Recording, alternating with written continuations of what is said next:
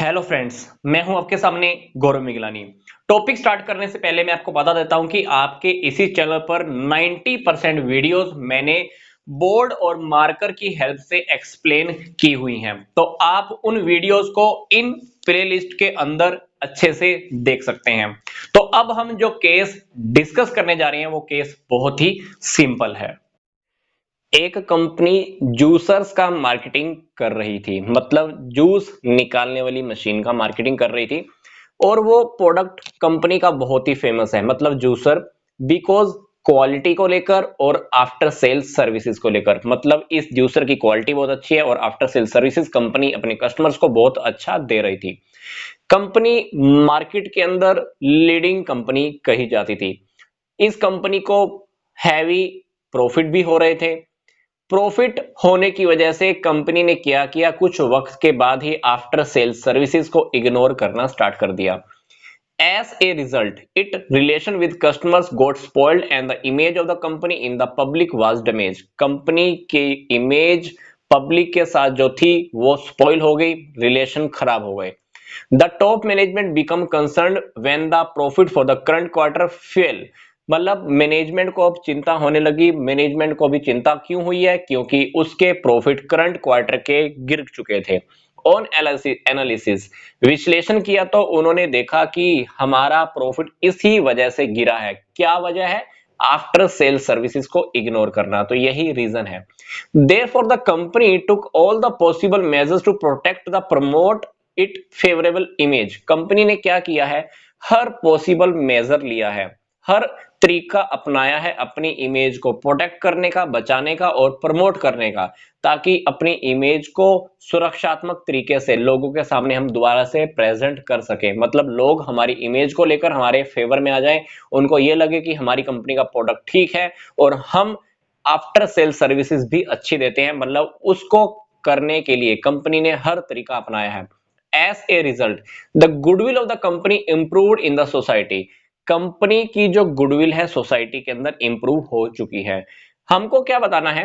Name and state the communication tool. एक ऐसा communication tool बताओ जो कंपनी ने, मार्केटियर ने इस केस में यूज किया है अपनी इमेज को इंप्रूव करने के लिए। इसी तरह का एक सेम केस और भी है हमारे पास, और इन दोनों केसेस के आंसर सेम ही निकल कर आने वाले हैं। तो हम केस सेकंड भी अच्छे से स्टडी कर लेते हैं। एक company was marketing water purifier. Company marketing कर रही थी वाटर प्यूरिफायर की। तो कंपनी का प्रोडक्ट काफी अच्छा है, quality wise after sale services भी अच्छी हैं, जैसे हमने पहले वाले केस में डिस्कस किया है। कस्टमर्स को मतलब आफ्टर सेल सर्विसेज कंपनी अच्छी दे रही है, कंपनी को प्रॉफिट बहुत ज्यादा हो रहे हैं। तो इस कंपनी ने भी क्या किया है? आफ्टर सेल सर्विसेज को इग्नोर कर दिया है। थोड़े वक्त के बाद क्या हुआ है? हमारे रिलेशन कस्टमर्स के साथ बिगड़ गए हैं, कंपनी की इमेज भी पब्लिक में डैमेज हो चुकी है। टॉप लेवल मैनेजमेंट ने यह देखा है कि हमारे प्रॉफिट गिर गए हैं। उन्होंने भी एनालिसिस किया है आफ्टर सेल सर्विसेज। रीजन इन्होंने फाइंड आउट किया है कि आफ्टर सेल सर्विसेज हम लोगों ने इग्नोर किया है, इसी वजह से हमारे रिलेशन पब्लिक के साथ स्पॉइल हो गए हैं और हमारी इमेज भी डैमेज हो गई है।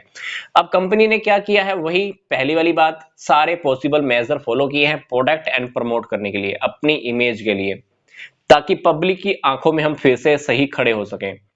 As a result the goodwill of the company improve in the society. तो गुडविल कंपनी की सोसाइटी में फिर से इंप्रूव हो गई है। क्वेश्चन में हमसे फिर से पूछा जा रहा है, हमको बताना है कि कंपनी ने यहाँ पर, मार्केटियर ने यहाँ पर कम्युनिकेशन का कौन सा टूल यूज किया है। उसको बताना भी है, उसको थोड़ा सा हमें एक्सप्लेन भी करना है। फिर ये भी बताना है, also explain the rule of the tool as identify in the part 1।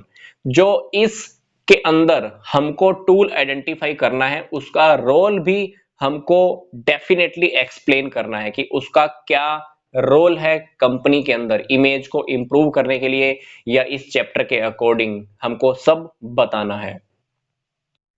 दोनों केसेस को अगर हमने ध्यान से देखा हो तो कंपनी ने जो प्रमोशनल टूल यहाँ पे यूज किया है वो है पब्लिक रिलेशंस का।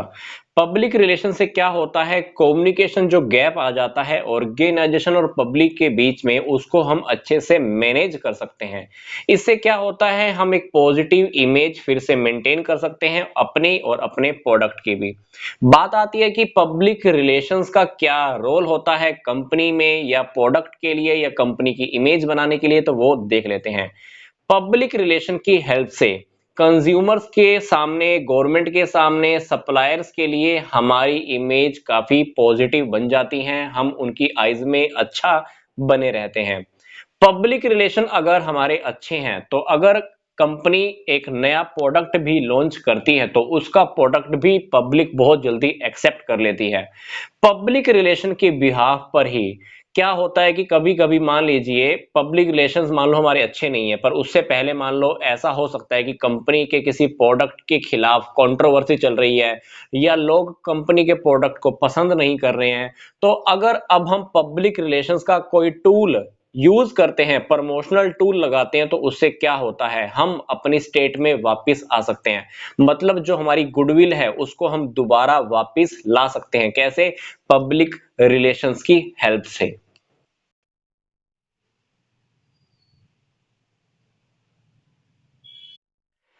अमर रेफ्रिजरेटर मैन्युफैक्चरिंग का काम कर रहा है। अमर ने क्या किया, मार्केट का सर्वे किया और ये पाया कि कस्टमर को क्या जरूरत है। तो कस्टमर को जरूरत है एक ऐसे रेफ्रिजरेटर की जिसमें सेपरेट प्रोविजन हो वाटर कूलर की। तो अमर ने मार्केट का सर्वे करने के बाद अब डिसीजन लिया है कि मैं इसी ही तरह का एक रेफ्रिजरेटर मार्केट में लॉन्च करूंगा। मतलब अमर ने क्या किया है, मार्केट का सर्वे किया है, कस्टमर्स की आवश्यकताओं का पता लगाया है कि वो किस प्रकार के प्रोडक्ट की डिमांड कर रहे हैं, फिर उसी तरह का प्रोडक्ट लॉन्च करने का अमर ने डिसीजन लिया है। हमको इस केस में आइडेंटिफाई करना है और एक्सप्लेन करना है क्या मार्केटिंग की कौन सी यहां फिलॉसफी है जो इस केस में इन्वॉल्व है। तो यहां पर अगर हम ध्यान से देखें तो अमर ने क्या किया है, मार्केट में सर्वे किया है, पता लगाया है कि कस्टमर को क्या चाहिए। तो यहां पर जो फिलॉसफी हम फॉलो कर रहे हैं दैट इज मार्केटिंग फिलॉसफी। हमने मार्केटिंग मैनेजमेंट की फिलॉसफीज का जो टॉपिक स्टडी किया था उसमें देखा कि हमने 5 प्रकार की फिलॉसफीज को स्टडी किया है। Product philosophy, production concept, selling concept, marketing concept, societal marketing concept. तो उसी पांचों फिलोसफीज में से, उन्हीं पांचों कॉन्सेप्ट में से हमारा यहां पर कौन सा कॉन्सेप्ट अप्लाई हो रहा है, मार्केटिंग कॉन्सेप्ट। मार्केटिंग कॉन्सेप्ट के अकॉर्डिंग हम क्या करते हैं, सबसे पहले कस्टमर्स की वांट्स को आइडेंटिफाई करते हैं, फिर उसको फिल करते हैं। तो मार्केटिंग कॉन्सेप्ट के अकॉर्डिंग क्या होता है, मार्केटियर सबसे पहले नीड्स को एक्सेस करता है, फिर उन्हीं प्रेफरेंस को पूरा करता है, अपने टारगेट मार्केट को कंप्लीट करता है। तो हम क्या करते हैं, कस्टमर्स की नीड्स को ध्यान में रखते हैं, कस्टमर्स की नीड को ध्यान में रख के प्रोडक्ट मैन्युफैक्चरिंग करते हैं और उनको सेटिस्फाई करते हैं, क्योंकि उनकी आवश्यकताएं होती हैं, उनकी इच्छाएं होती हैं। तो इसके अंदर क्या होता है, मार्केटिंग कॉन्सेप्ट के अकॉर्डिंग ये माना जाता है कि अगर हम कस्टमर को सेटिस्फाई कर देते हैं तो इससे हमारा प्रॉफिट मैक्सिमम हो सकता है। जैसा कि हर कॉन्सेप्ट में प्रॉफिट मैक्सिमम का तरीका अलग अलग है, वैसे ही मार्केटिंग कॉन्सेप्ट का फंडा सिर्फ इतना सा है कि अगर हम कस्टमर को सेटिस्फाई कर देते हैं तो हम प्रॉफिट मैक्सिमम कर सकते हैं। वीडियो अवर करने से पहले मैं आपको बता देता हूं कि इस वीडियो के डिस्क्रिप्शन बॉक्स में कुछ और इंपॉर्टेंट लिंक्स भी दिए हुए हैं, आप उन्हें भी स्टडी कर सकते हैं। तो यहां तक का वीडियो देखने के लिए आपका धन्यवाद।